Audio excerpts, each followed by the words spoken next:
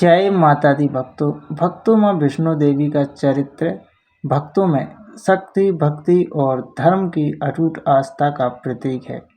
भक्तों, उनकी कथा कई पुराणों और लोक कथाओं में थोड़े बहुत अंतर के साथ सुनाई जाती हैं। भक्तों, पर मुख्य घटनाएं लगभग एक जैसी ही होती हैं। भक्तों, यहाँ मैं पूरी कथा क्रमबद्ध रूप से प्रस्तुत करता हूँ। जय माता दी। भक्तों, ध्यान पूर्वक सुनिएगा, अधिक से अधिक लाभ प्राप्त होगा। भक्तों, दिव्य अवतार। त्रेता युग के अंत में जब अधर्म बढ़ने लगा, देवी महाकाली, महालक्ष्मी और महासरस्वती ने अपनी अपनी ऊर्जा का एक अंश मिलाकर एक अद्भुत कन्या को जन्म दिया। भक्तों, यह कन्या ही माँ वैष्णवी नाम से जानी गई। उनका उद्देश्य था एकमात्र धरती पर धर्म की रक्षा, भक्तों की पीड़ा का निवारण और पापियों का संहार करना। भक्तों, अगर कथा पसंद आ रही है तो एक लाइक जरूर कीजिएगा। जय माता दी। भक्तों, बाल्यकाल और तपस्या। माता विष्णु का बचपन और उनकी तपस्या का विवरण। वैष्णवी बचपन से ही ईश्वर भक्ति में लीन रहती थीं। भक्तों, उन्होंने भगवान विष्णु को ही अपना आराध्य मान लिया और गहन योग साधना करने लगीं। माँ विष्णु का एक ही उद्देश्य था कि भगवान विष्णु को प्राप्त करना। भक्तों, वे वन वन घूमकर तप करती और लोगों को भी धर्म का संदेश देती और दुखियों की सहायता भी करती। भक्तों, गुरु गोरखनाथ और गोरखनाथी सन्यासी कहते हैं कि योगी गोरखनाथ को वैष्णवी की दिव्य शक्ति का ज्ञान हुआ। भक्तों, उन्होंने अपने शिष्य भैरवनाथ को इसकी परीक्षा लेने को भेजा। भक्तों, भैरवनाथ एक शक्तिशाली और तांत्रिक महान योद्धा था। वह वैष्णवी की तपस्या देखकर मोहित हो गया और उन्हें प्राप्त करने की जिद करने लगा। भक्तों, यह कथा आप लोगों ने बाखूबी सुनी होगी। माँ वैष्णो देवी का पलायन। भक्तों, भैरवनाथ की अनुचित इच्छा से माँ वैष्णो देवी बचने के लिए वैष्णो देवी उत्तर की ओर चलीं। भक्तों, मार्ग में कई स्थानों पर रुकीं, जैसे कि बाणगंगा, जहाँ से नदी गंगा माई निकली हुई है। अर्धकुमारी, जिन्हें गढ़भंजना कहा जाता है, जहाँ उन्होंने ध्यान और साधना की। अंततः वे त्रिकुट पर्वत की ओर गुफाओं में गईं। भक्तों, गुफा में आकर तप करने लगे। भैरवनाथ का वध। भक्तों, भैरवनाथ लगातार उनका पीछा ही करता रहा।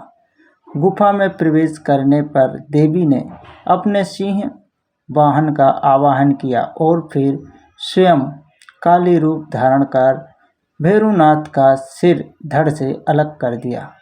भक्तों, यह बहुत लंबी कथा है, मैं आपको संक्षिप्त में सुना रहा हूँ। मृत्यु के बाद भैरवनाथ को अपनी भूल का एहसास हुआ। भक्तों, अक्सर यही होता है, जब गलती हो जाती है उसके बाद ही गलती का एहसास होता है। भक्तों, उसने देवी की क्षमा मांगी देवी से और भक्तों, माँ ने उसे आशीर्वाद में वरदान में दिया कि उनके दर्शन बिना भैरवनाथ के दर्शन किए अधूरे माने जाएंगे। इसलिए आज भी वैष्णो देवी की यात्रा भैरव बाबा के दर्शन के साथ पूर्ण होती है। भक्तों, आज की पवित्र गुफा कथा के अनुसार माँ ने त्रिकुट पर्वत की उसी गुफा में सदैव वास करने का संकल्प लिया। भक्तों, यहाँ वे 3 पीढ़ियों के रूप में विद्यमान हैं। बोलो जय माँ विष्णु माता की। भक्तों, महाकाली दाएं, महालक्ष्मी मध्य में और महासरस्वती बाएं। यही आज का प्रसिद्ध वैष्णो देवी धाम है, जहाँ पर 3 मस्तकों में माँ वैष्णो देवी विद्यमान है। भक्तों, जो जम्मू कश्मीर के कटरा नगर के लगभग 13 किलोमीटर की ऊंचाई पर स्थित है। भक्तों, आप भी समय निकालकर जरूर यात्रा कीजिएगा। यात्रा और आस्था। भक्तों, हर वर्ष लाखों भक्त माता के दरबार में पैदल या घोड़े पालकी से चढ़ाई कर दर्शन करने आते हैं। भक्तों, यात्रा में मुख्य पड़ाव सबसे पहला पड़ाव है बाणगंगा। भक्तों, यहाँ पे माता ने अपने बालों को धोया था, नहाया था। अर्धकुमारी गुफा, हाथी माता और अंत में भैरव मंदिर बना हुआ है। भक्त मानते हैं कि सच्चे मन से माँ का नाम लेने पर वे सभी दुख हर लेती हैं और मनोकामना पूर्ण करती हैं। भक्तों, इस कथा से जुड़ा एक संदेश है जिसे आप लोगों को जरूर सुनना चाहिए। माँ वैष्णो देवी की कथा यह सिखाती है कि स्त्री शक्ति का सम्मान करना कितना बहुत जरूरी है। भक्तों, सच्ची भक्ति और संयम से असंभव कार्य भी संभव हो जाया करते हैं। भक्तों, अहंकार और अनाचार का अंत निश्चित है, पर क्षमा और करुणा भी देवी की ही विशेषताएं हैं। भक्तों, जय माता दी बोलिए।